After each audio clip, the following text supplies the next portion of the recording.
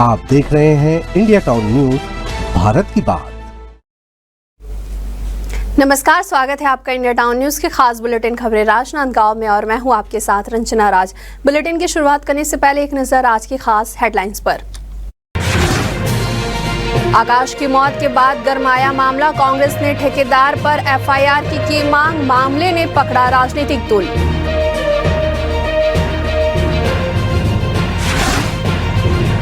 स्वास्थ्य कर्मियों की अनिश्चितकालीन हड़ताल जारी, मांगों को लेकर कर्मियों ने निकाली तिरंगा यात्रा, हर दिन नए तरीके से कर रहे विरोध प्रदर्शन।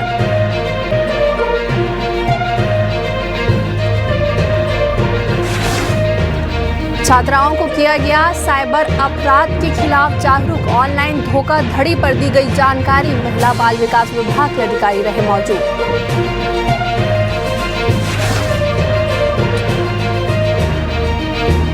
एक दिवसीय बैडमिंटन प्रतियोगिता आयोजित, दिग्विजय स्टेडियम पहुंचे खिलाड़ी, 7 जिलों से 100 खिलाड़ियों ने लिया भाग।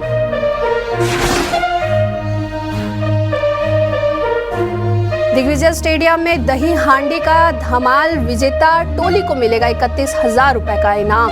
राजनांदगांव में डीजे RVS के साथ रहा भक्तिमय शाम। हेडलाइन के बाद चलिए खबरों की शुरुआत करते हैं राजनांदगांव शहर से, जहां वार्ड नंबर 34 स्थित तिरंगा चौक पर बीती रात हुई एक दर्दनाक दुर्घटना ने नगर निगम और ठेकेदार की कार्यशैली पर सवाल खड़े कर दिए हैं। ठेकेदार की लापरवाही के चलते 22 वर्षीय युवक आकाश की मौत हो गई। इस घटना के बाद पूरे क्षेत्र में आक्रोश का माहौल है और अब यह मामला राजनीतिक रंग भी पकड़ता नजर आ रहा है।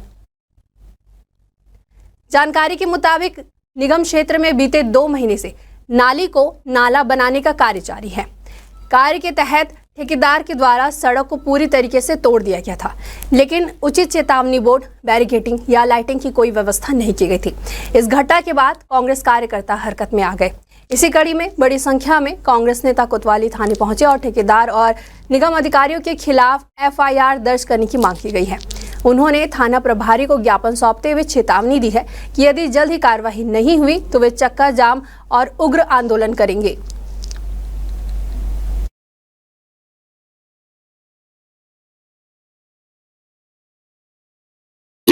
बीती रात कन्हापुरी निवासी आकाश साहू की जो एक नाला निर्माण के लिए गड्ढा खोदा गया था, उसमें गिरकर उनकी मृत्यु हो गई थी, जिसके संबंध में हमारे द्वारा विधि सम्मत जांच की जा रही है और जो भी निर्माण एजेंसी है और संबंधित लोगों की जानकारी जुटाई जा रही है। उसके बाद में पूरी विधि सम्मत कार्रवाई इसमें की जाएगी। हम सबने लिखी शिकायत कर TI साहब को एक ज्ञापन दिया है और जल्द से जल्द उस ठेकेदार पर कार्रवाई करने की बात की, जिन्होंने बिना किसी वर्क ऑर्डर के, बिना किसी आदेश के उन्होंने ये कार्य शुरू कर दिया। वो भी कार्य में उन्होंने अपनी गंभीरता नहीं बरती, कार्य के नियम का पालन नहीं किया, जबकि वो PWD की रोड है। ये समझ से परे है कि निगम के व्यक्ति ने कैसे PWD का निर्माण किया। तो बहुत सारी लापरवाही दिखाई देती है और कार्य प्रणाली में भी लापरवाही दिखती, सुरक्षा का कोई इंतजाम नहीं। ऐसे में एक परिवार का हंसता खेलता परिवार का युवा साथी चले गया हमारे बीच और ऐसा लगा उस नाली को देख के जो तैयार है, लगता है कि उसको मौत का कुआं तैयार किया गया है, जहाँ पे लापरवाही पूर्णतः दिखाई दी। तो निश्चित रूप से सब पे कार्रवाई करनी चाहिए और जो जिनके घर मातम हुआ उनको तभी न्याय मिलेगा जब सही में जो दोषी व्यक्ति है उस पर कार्रवाई होगी। चलिए बढ़ते अगली खबर की ओर, जहां छत्तीसगढ़ रजत महोत्सव के अवसर पर खैरागढ़ के दिलीप सिंह मंगल भवन में महिला एवं बाल विकास विभाग और स्वास्थ्य विभाग के संयुक्त तत्वाधान में विकास खंड स्तरीय मेगा हेल्थ कैंप का आयोजन किया गया। शिविर में बड़ी संख्या में वार्डों से पहुंची महिलाओं का निःशुल्क स्वास्थ्य परीक्षण किया गया और जरूरतमंदों को निःशुल्क दवाइयां भी प्रदान की गई। कार्यक्रम में महिला एवं बाल विकास विभाग के अधिकारी, कर्मचारी, आंगनबाड़ी कार्यकर्ता और चिकित्सकों की टीम ने सक्रिय भूमिका निभाई। इस अवसर पर महिलाओं ने कहा कि ऐसे शिविर उनके स्वास्थ्य के लिए बेहद मददगार साबित होते हैं, जहां एक ही जगह पर जांच से लेकर दवाइयां तक की सुविधा निःशुल्क मिलती है। मुझे आंगनबाड़ी कार्यकर्ताओं ने यहाँ फ्री शिविर चल रहा है, तो उसके लिए मंगल भवन में, दिलीप मंगल भवन में मुझे बुलाया है। यहाँ हेल्थ चेकअप के लिए मैं आई हूँ, तो फ्री में दवाइयाँ मिली, फ्री में जांच हुआ है मेरा हेल्थ चेकअप के लिए और फ्री में सब डॉक्टर लोग चेक कर रहे हैं सभी के। हाँ, अभी जो आज का शिविर है वो छत्तीसगढ़ रजत जयंती महोत्सव के उपलक्ष्य में मनाया जा रहा है। और अब छत्तीसगढ़ निर्माण के 25 वर्ष पूर्ण होने की खुशी में महिला एवं बाल विकास विभाग एवं स्वास्थ्य एवं परिवार कल्याण विभाग के दोनों संयोजन से आज वृहद मेगा हेल्थ कैंप शिविर का आयोजन किया जा रहा है। इसमें छोटे बच्चे, आंगनवाड़ी के बच्चे और गर्भवती महिलाएं, बुजुर्ग महिलाएं और सभी प्रकार की महिलाओं का जनरल हेल्थ चेकअप किया जा रहा है, उसका खून जांच किया जा रहा है और सामान्य प्रकार की या गंभीर प्रकार की कोई बीमारी है उनका इलाज किया जा रहा है और समुचित दवाई दी जा रही है। चलिए बढ़ते अगली खबर की ओर, जहां विधायक यशोदा वर्मा के गृहग्राम देवारी भाट में दूषित पानी पीने से बीमारी फैलने के कारण गांव में हाहाकार मचा हुआ है। बीते 3 दिनों में उल्टी दस्त की चपेट में आकर 40 से अधिक ग्रामीण बीमार हो चुके हैं। इनमें कई मरीजों को खैरागढ़ सिविल अस्पताल में भर्ती कराया गया है, जबकि गंभीर स्थिति में पहुंचे कुछ मरीजों को राजनांदगांव मेडिकल कॉलेज रेफर किया गया है। प्राथमिक जांच में बीमारी की वजह गांव में नल जल योजना की पाइपलाइन को बताया जा रहा है, जो नालियों के बीच से गुजर रही है। पाइपलाइन में रिसाव होने के चलते गंदा पानी सीधे लोगों के घरों में पहुंच रहा है, जिससे बीमारी तेजी से फैल रही है। गंभीर होते हालात को देखते हुए चिकित्सा विभाग हरकत में आ गया। वहीं चिकित्सा अधिकारी ने बताया कि गांव में स्वास्थ्य शिविर लगाकर इलाज जारी है। स्थिति की जानकारी मिलते ही विधायक यशोदा वर्मा स्वयं अस्पताल पहुंची और मरीजों से मुलाकात कर उनका हालचाल जाना।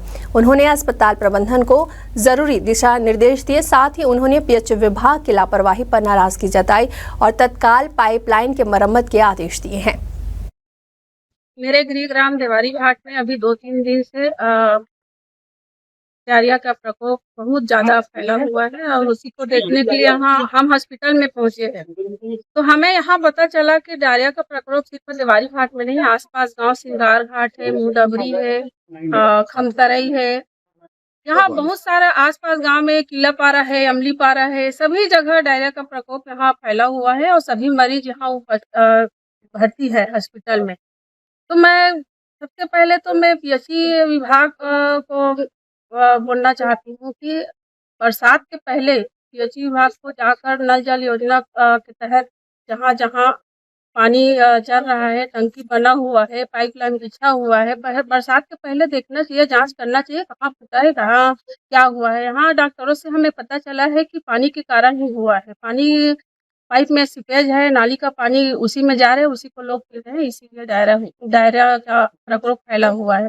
साथ साथ में हमारे अमलीपारा में कई बार शिकायत कर चुके हैं, अमलीपारा के वाले के लोग, नगर अध्यक्ष सभी के पास शिकायत कर चुके हैं, लेकिन अभी भी गंदा पानी आ रहा है, अभी भी सुधार नहीं किया। विधायक श्रीमती यशोदा वर्मा मैडम आई थी, वार्ड में निरीक्षण करके गई हैं। तो वार्ड में करीब अभी 7 से 8 मरीज भर्ती हैं, उसमें लगभग सब स्टेबल हैं। मैम ने सारे भर्ती मरीजों का हालचाल जाना है और साफ सफाई के दिशा निर्देश दिए, डस्टबिन रखने के लिए बोला है, पानी उबाल करने के बोला है। मैम के बात को मानते हुए सारे लोगों को निर्देश दिया गया है, डस्टबिन के लिए भी बोला गया है, स्वीपर की व्यवस्था के लिए भी बोले हैं। बाकी वहाँ पर देवारी भाट में जो केस पहले से कम हुए हैं, अब उतने केस तो नहीं निकल रहे हैं, तो भी अभी भी पूरे स्टाफ की ड्यूटी, डॉक्टर्स की ड्यूटी लगी हुई है और अगर जब तक पूरे केस शून्य नहीं हो जाते तब तक हम ड्यूटी वहाँ लगी रहेगी और शिविर चलाते हैं। खबर है राजनांदगांव से, जहां बाल भारती पब्लिक स्कूल बलदेव बाग में स्वर्गीय विजय पांडे की स्मृति में लायंस क्लब के द्वारा टॉप 10 प्रतिभा सम्मान समारोह आयोजित किया गया। वहीं कार्यक्रम में रक्षा टीम और महिला थाना प्रभारी के द्वारा स्कूली बच्चों को self defence, good touch, bad touch, cyber सुरक्षा, घरेलू हिंसा, पॉस्को एक्ट और करियर गाइडलाइंस पर जागरूक किया गया। बच्चों को अभिव्यक्ति ऐप की जानकारी दी गई और उसे डाउनलोड करने की प्रक्रिया भी समझाई गई। वहीं नशा मुक्ति अभियान के तहत नशे के दुष्प्रभाव से भी अवगत कराया गया। कार्यक्रम में 200 से अधिक विद्यार्थी उपस्थित रहे। वहीं मुख्य अतिथि के रूप में पुलिस विभाग के अधिकारीगण भी मौजूद रहे। थाना डोंगरगढ़, लालबाग और पुलिस चौकी सुकुलदेहान के द्वारा हाई स्कूल, रामा टोला और जंगलपुर और हरदी में 260 से अधिक स्कूली बच्चों को साइबर अपराध और नशे के खिलाफ जागरूक किया गया। कार्यक्रम के दौरान सोशल मीडिया की सुरक्षा, ऑनलाइन धोखाधड़ी से बचाव, पासवर्ड सुरक्षा, साइबर बुलिंग और नशे के दुष्परिणामों की जानकारी दी गई। साथ ही बेटी बचाओ बेटी पढ़ाओ अभियान के तहत छात्राओं को आत्मरक्षा और साइबर सुरक्षा का भी प्रशिक्षण दिया गया। इस अवसर पर पुलिस और महिला बाल विकास विभाग के अधिकारी, स्कूल स्टाफ और छात्राएं उपस्थित रहीं। भारतीय स्टेट बैंक और डोंगरगढ़ पुलिस के संयुक्त तत्वाधान में साइबर जागरूकता अभियान चलाया जा रहा है। इसी कड़ी में शासकीय उच्चतर माध्यमिक विद्यालय रामाटोला में स्कूली बच्चों के लिए विशेष साइबर जागरूकता कार्यक्रम का आयोजन किया गया। वही कार्यक्रम के मुख्य उद्देश्य ऑनलाइन धोखाधड़ी, साइबर फ्रॉड और साइबर अपराधों से बच्चों को सुरक्षित रखना था। उप निरीक्षक ने बच्चों को ऑनलाइन बुलिंग और ओटीपी धोखाधड़ी के बारे में विस्तार से जानकारी दी। साथ ही उन्होंने साइबर अपराधों की स्थिति में तत्काल साइबर हेल्पलाइन नंबर पर शिकायत दर्ज कराने की जानकारी दी। खबर है राजनांदगांव से, जहां सोमनी पुलिस ने जिले के मुख्य सड़कों पर बैठे मवेशी मालिकों के खिलाफ कड़ी कार्रवाई की है। पुलिस अधीक्षक के निर्देशन में मध्य रात्रि विशेष अभियान चलाया गया। इस अभियान में पशु चिकित्सा विभाग, स्थानीय गौ रक्षा समिति और गौ सेवक भी शामिल थे। वहीं अभियान के दौरान जीई रोड पर सड़क पर बैठे मवेशियों के मालिकों की पहचान कर उनके वाहनों के टेक नंबर की जांच की गई। वहीं जांच में दोषी पाए गए मवेशी मालिकों के खिलाफ कानूनी कार्यवाही भी की गई। इस दौरान पुलिस ने स्पष्ट किया कि यह कार्यवाही नागरिकों की सुरक्षा और यातायात व्यवस्था बनाए रखने के लिए की गई है। वक्त हो चुका है एक छोटी सी ब्रेक का। खबरें और भी है, बने रहिए इंडिया टाउन न्यूज के साथ। कभी कभी चेहरे का छुपा दर्द दुनिया नहीं देख पाती है। दाग, मुहासे, झाइयां सब आपके आत्मविश्वास को कम कर देता है, पर अब नहीं, क्योंकि Rukhsana glow and fair face pack जो दे आपकी स्किन को वो प्यार जो सिर्फ प्रकृति दे सकती है। हर लेयर को साफ करे, हर दाग को करे हल्का और आपकी मुस्कान फिर से लौटाए।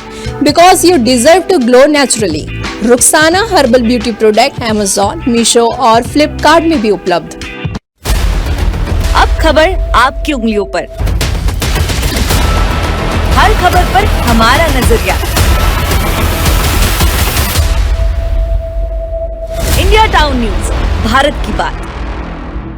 ब्रेक के बाद आप सभी का स्वागत है। चलिए बढ़ते अगली खबर की ओर। अर्जुनी में नवनिर्वाचित प्रदेश अध्यक्ष डॉक्टर नीरेंद्र साहू का स्वागत किया गया। इस अवसर पर बड़ी संख्या में साहू संघ के सदस्य और स्थानीय लोग उपस्थित रहे। बता दें कि डॉक्टर नीरेंद्र साहू को प्रदेश अध्यक्ष बनाए जाने के बाद यह उनका पहला अर्जुनी दौरा था। उनका जोरदार स्वागत किया गया। डॉक्टर नीरेंद्र साहू ने अपने स्वागत भाषण में कहा कि वह समाज के विकास और उत्थान के लिए निरंतर कार्य करेंगे। उन्होंने कहा कि साहू संघ की एकता और संगठन को मजबूत करना उनकी प्राथमिकता होगी। डॉक्टर साहू ने यह भी कहा कि वह समाज के लोगों की समस्या को समझने और उसका समाधान करने के लिए हमेशा तैयार रहेंगे। वहीं कार्यक्रम में उपस्थित लोगों ने डॉक्टर साहू को बधाई और शुभकामनाएं दी। इस अवसर पर साहू संघ के पदाधिकारियों ने भी अपने विचार व्यक्त किए और डॉक्टर साहू के नेतृत्व में समाज के विकास के लिए कार्य करने का संकल्प लिया। भोला मानपुर और अंबागढ़ चौकी में राष्ट्रीय स्वास्थ्य मिशन कर्मचारियों की अनिश्चितकालीन हड़ताल तीसरे दिन भी जारी रही। अपनी 10 सूत्रीय मांगों को लेकर कर्मचारी संघ डटे हुए हैं। हड़ताल के दौरान कर्मचारियों ने सरकार को सद्बुद्धि देने के लिए हवन का भी आयोजन किया। हड़ताल के चलते जिले की स्वास्थ्य सेवाएं प्रभावित हो रही हैं। खासकर ग्रामीण इलाकों में टीकाकरण, मातृत्व शिशु स्वास्थ्य सेवाएं और अन्य आवश्यक स्वास्थ्य सेवाएं बाधित हो रही हैं।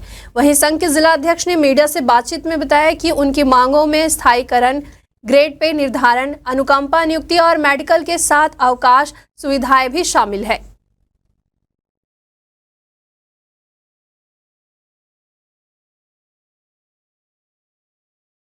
हमारी ये अनिश्चितकालीन हड़ताल जो है छत्तीसगढ़ प्रदेश एनएचएम कर्मचारी संघ की तरफ से किया जा रहा है, जिसमें हमारे हड़ताल का ये तीसरा दिन है।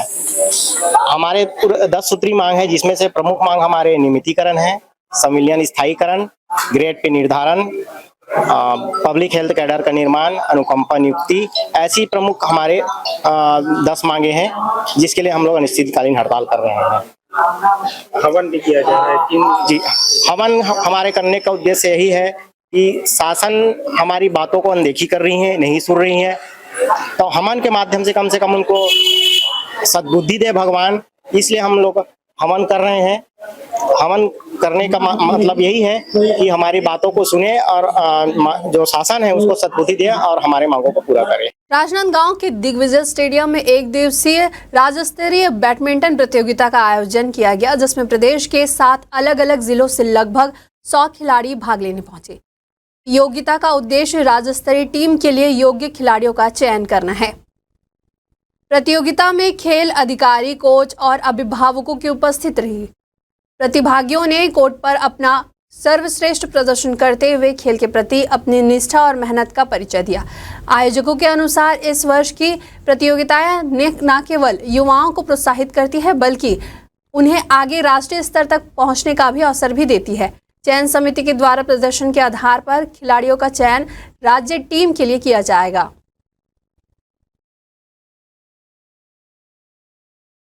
ये स्कूल लेवल पे डिविजनल टूर्नामेंट हो रहा है, संभाग स्तरीय, जिसमें 7 जिले की टीमें आती हैं, जिसमें राजनांदगांव के अतिरिक्त दुर्ग, बालोद, बेमेतरा, कबीरधाम, भोला मानपुर और खैरागढ़ की टीमें हैं, उनके बच्चे हैं। और ये एक दिवसीय है, जिसमें आज बालकों की टीम यहाँ पर आई है। इसके पूर्व में बालिकाओं का आयोजन पहले हो चुका है, यही राजनांदगांव में हुआ था। 7 जिले की टीम है टोटल। किस प्रकार से बच्चों की किस प्रकार से शिक्षा मिलती है, आगे बढ़ते हैं? बच्चे बाहर निकलते हैं, कंपटीशन फेस करते हैं, तो उनके अंदर एक कॉन्फिडेंस बूस्ट होता है, क्योंकि पढ़ाई के साथ साथ खेल भी जरूरी है, मानसिक के साथ शारीरिक विकास भी होता है और बच्चों के अंदर एक आत्मविश्वास जगता है। तो ये बहुत आवश्यक है कि बच्चे बाहर निकलें और प्रतियोगिताओं में भाग लें, उनके लिए अच्छा है। खबर है राजनांदगांव से, जहां इस वर्ष दही हांडी का आयोजन शहर के दिग्विजय स्टेडियम परिसर में किया जा रहा है। पहले यह आयोजन अंबेडकर चौक में होता था, लेकिन इस बार यातायात व्यवस्था बाधित ना हो, इसके लिए कार्यक्रम स्थल को बदलकर दिग्विजय स्टेडियम किया गया है। इस आयोजन की विशेष बात यह है कि इस बार दही हांडी लूटने वाली विजेता टोली को गणराज मित्र मंडल के द्वारा 31,000 रुपए की नगद पुरस्कार राशि दी जाएगी। आयोजन में डीजे RVS की प्रस्तुति आकर्षण का केंद्र रहेगी, जिसमें श्रद्धालु भक्ति गीतों पर झूमते हुए नजर आएंगे। गणराज्य मित्र मंडल समिति ने शहरवासियों से अपील की है कि अधिक से अधिक संख्या में दिग्विजय स्टेडियम पहुंचकर इस भव्य दही हांडी उत्सव का आनंद लें और कार्यक्रम को सफल बनाएं। राजनांदगांव के दिग्विजय स्टेडियम परिसर में आज गणराज मित्र मंडल के द्वारा दही हांडी का भव्य उत्सव मनाया जा रहा है। अभी हमारे साथ वर्तमान में दही हांडी के उत्सव समिति के जो टीम है, गणराज मित्र मंडल की टीम है, वो यहाँ पर मौजूद है। इनसे भी बात करेंगे कि आखिरकार इस मित्र मंडल के द्वारा कितने वर्षों से मनाया जा रहा है और इस बार के दही हांडी उत्सव का मकसद क्या है, उद्देश्य क्या है और किस प्रकार से यहाँ पर इनाम की राशि दी जा रही है, जी बताएंगे। इस बार 31,000 रुपये रखे गए हैं, दिग्विजय स्टेडियम में रखे हैं। इस बार कहाँ मनाया जाए? ये इस बार दिग्विजय स्टेडियम का जो सामने का परिसर है, यहाँ इस बार मनाया जा रहा है। और मैं सभी नगर वासियों को मैं आमंत्रित करूंगा कि शाम के टाइम आप सभी आए। लगभग कितनी टोलियां यहाँ पर पहुँचती है? 4 से 5 टोलियां हर बार आती है और विनिंग टोली को 31,000 रुपये इनाम दिया जाएगा। लाखों की संख्या में भीड़ एकत्रित हो जाते हैं, यहाँ सभी लोग आते हैं देखने के लिए। राजनांदगांव की जनता से यही विनती है कि शाम 5 बजे दही हांडी का कार्यक्रम रखा गया है, तो सभी से निवेदन है कि ज्यादा से ज्यादा संख्या में आने की कोशिश करें। स्थान बताएं। स्थान है दिग्विजय स्टेडियम ग्राउंड। छात्र युवा मंच के द्वारा राजनांदगांव के दिग्विजय महाविद्यालय के सभाकक्ष में प्रतिभा सेवा सम्मान समारोह का आयोजन किया गया। इस कार्यक्रम का उद्देश्य समाज में उत्कृष्ट कार्य कर रहे व्यक्तियों के जन्म दिवस को एक अनोखे अंदाज में मनाना है, जिसके तहत उत्कृष्ट छात्र छात्राओं को मंच पर बुलाकर सम्मानित किया गया। इस आयोजन के मुख्य अतिथि नगर निगम अध्यक्ष पारस वर्मा रहे, जिनकी गरिमामय उपस्थिति ने कार्यक्रम को और भी विशेष बना दिया। वहीं कार्यक्रम में दिग्विजय महाविद्यालय के साथ साथ अन्य विद्यालयों से आए छात्र छात्राओं को उनकी शैक्षणिक उपलब्धियों, सामाजिक कार्यों और विशेष प्रतिभा के लिए सम्मानित किया गया। इस दौरान मंच पर उत्साह, प्रेरणा और संस्कार की झलक स्पष्ट दिखाई दी। समारोह में मुख्य अतिथि ने अपने उद्बोधन में कहा कि युवाओं को प्रोत्साहित करने के लिए ऐसे कार्यक्रम समाज को नई दिशा देते हैं। कार्यक्रम उद्देश्य बच्चों को उत्साह बढ़ाना बच्चों की मन में दबा डर सा रहता है कि ये नहीं बोल पाएंगे, ये नहीं कर पाएंगे, एक उत्साह रहता है। इसी बहाने मंच में आते हैं, बोलने के सीखते हैं, कई काम रहते हैं, झिझकपन जो खत्म करना है। और ये नागेश भाई द्वारा जो कार्यक्रम पर बहुत अच्छा कार्यक्रम, मैं तो नागेश भाई को बोलूंगा कि ये हर साल ऐसा कार्यक्रम कराते रहे, बहुत अच्छी बात है, खुशी की बात है, कार्यक्रम होते रहना चाहिए। आदरणीय महापौर मधुसूदन जी के जन्मदिन के उपलक्ष्य में यह कार्यक्रम आयोजित किया गया है। इसका उद्देश्य है जितने भी शहर के मेधावी विद्यार्थियों हैं उनका सम्मान समारोह। लगभग शहर के जितने स्कूल है उसमें से 48 विद्यार्थियों का सम्मान समारोह का कार्यक्रम रखा गया है यहाँ पे। और जितने भी स्कूल से बच्चे आए हैं उनका सम्मान होना है इस कार्यक्रम में। इसका उद्देश्य यह है कि मेधावी बच्चों को प्रोत्साहित करना। विश्व आदिवासी दिवस के मौके पर राजधानी दिल्ली के सिरी फोर्ट ऑडिटोरियम में आयोजित सांस्कृतिक कार्यक्रम में छुरिया अंचल के जयलिंगो मांदर नृत्य दल ने अपनी आकर्षक प्रस्तुति से सभी का मन मोह लिया। मांदर की थाप और गोंडी संस्कृति से सजी इस प्रस्तुति ने न केवल दर्शकों को मंत्र मुग्ध किया बल्कि छत्तीसगढ़ की लोक संस्कृति को राष्ट्रीय मंच पर गौरवपूर्ण स्थान दिलाया है। कार्यक्रम का आयोजन श्री माझी अंतर्राष्ट्रीय समाजवाद आदिवासी किसान सैनिक संस्था नई दिल्ली एवं अखिल भारतीय माता दंतेवाड़ीन समाज समिति नई दिल्ली के संयुक्त तत्वाधान में किया गया। इस अवसर पर देश भर के हजारों आदिवासी समाज के प्रतिनिधि और नागरिक उपस्थित रहे। आपको बता दें कि करीब एक दशक पहले दिनेश कुरेटी के प्रेरणा से वनांचल ग्राम आंको जो अभी के खोभा में मांदर नृत्य दल की स्थापना की गई थी। आज यह दल राष्ट्रीय मंचों पर अपनी धमक बना रहा है। छत्तीसगढ़ राज्य स्थापना के 25 वर्ष पूर्ण होने के उपलक्ष्य में प्रदेश भर में रजत जयंती समारोह का आयोजन किया जा रहा है। इसी कड़ी में छुईखदान जनपद पंचायत में छत्तीसगढ़ राज्य ग्रामीण आजीविका मिशन बिहान, महिला एवं बाल विकास विभाग और नगर पंचायत के सहयोग से विकास खंड स्तरीय फूड स्टॉल कार्यक्रम का आयोजन किया गया है। इस कार्यक्रम में महिला स्वास्थ्य सहायता समूह के द्वारा पारंपरिक छत्तीसगढ़ी व्यंजन जैसे चीला, फरा, ठिठरी, खुरमी तैयार कर स्टॉल लगाए गए, जिनका लोगों ने भरपूर आनंद उठाया। कार्यक्रम का उद्देश्य महिलाओं को आर्थिक रूप से सशक्त बनाना है और उन्हें स्वरोजगार की दिशा में प्रोत्साहित करना रहा है। वहीं मुख्य अतिथि के रूप में NRLM की सभापति राजीव चंदेल और महिला एवं बाल विकास विभाग के सभापति ज्योति जंघेल उपस्थित रही। आज राष्ट्रीय आजीविका मिशन के तहत 25वीं स्थापना दिवस के अवसर पर NRLM विभाग के द्वारा और महिला बाल विकास विभाग के द्वारा स्टॉल यहाँ लगाया गया था। हमारी समूह की बहनों के द्वारा बहुत सुंदर यहाँ पर होममेड स्टॉल लगाए गए थे खाद्य पदार्थ के, और साथ ही हमारी विभागीय सभापति राजीव चंदेल जी यहाँ उपस्थित थी, विभाग के अधिकारी और हमारे विकास खंड के तहत सक्रिय महिला, पशु सखी, कृषि सखी और समूह की बहनें, जिसमें हमारे विभाग से लखपति बनी हमारे विकास खंड की एक बहन भी उपस्थित थी, जिसका सम्मान किया गया। साथ ही साथ आज हमारे बहनें अपने पैरों पर खड़ी हो चुकी है। महिलाएं विषम परिस्थिति में घर से बाहर निकलती है और वह बाहर निकलकर आज अपनी पहचान बना रही है। आज वो अपने प्लेटफॉर्म पर, आज उन्हें प्लेटफॉर्म मिल रहा है कि वो अपने बच्चों का भविष्य और अपना भविष्य संवार रही है। राष्ट्रीय स्वास्थ्य मिशन के अंतर्गत कार्यरत स्वास्थ्य कर्मियों की अनिश्चितकालीन हड़ताल जारी है। अपनी 10 सूत्रीय मांगों को लेकर प्रदर्शन कर रहे इन कर्मचारियों ने सरकार को जगाने के लिए तिरंगा यात्रा निकाली। यह यात्रा कलेक्ट्रेट से शुरू होकर महावीर चौक, जय स्तंभ चौक, मानव मंदिर चौक होते हुए पुनः कलेक्ट्रेट परिसर में समाप्त हुई। तिरंगा यात्रा के माध्यम से कर्मियों ने अपनी एकजुटता और राष्ट्रभक्ति का संदेश देते हुए सरकार को चेताया है कि जब तक उनकी मांगें नहीं मानी जाती है, आंदोलन इसी प्रकार चलता रहेगा।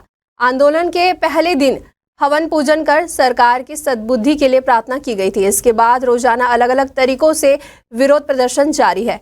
हड़ताल की वजह से जिले के स्वास्थ्य सेवाओं पर भी असर दिखने लगा है। प्रदर्शन कर रहे कर्मचारियों का कहना है कि वे तब तक पीछे नहीं हटेंगे जब तक सरकार उनकी मांगों पर सकारात्मक निर्णय नहीं ले लेती है। छत्तीसगढ़ प्रदेश एनएचएम कर्मचारी संघ के बैनर तले आज हम लोग हड़ताल कर रहे हैं। अनिश्चितकालीन हड़ताल का चौथा दिन है।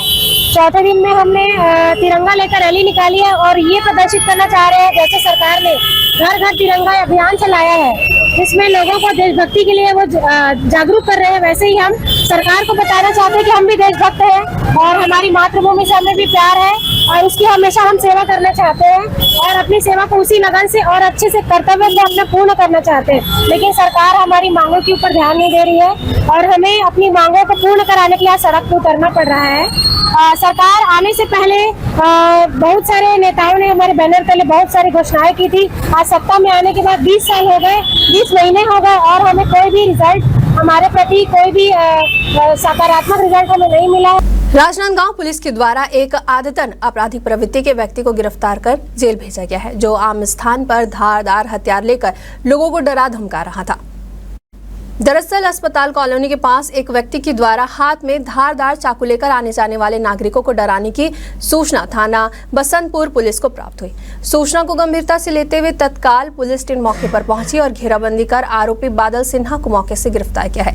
वहीं पूछताछ और दस्तावेजी जांच में यह भी सामने आया कि आरोपी बादल सिन्हा एक आदतन बदमाश है, जिसके विरुद्ध पूर्व से ही कई आपराधिक प्रकरण दर्ज है। हमारे खास बुलेटिन खबरें राजनांदगांव में फिलहाल इतना ही। मुझे दीजिए इजाजत, नमस्कार।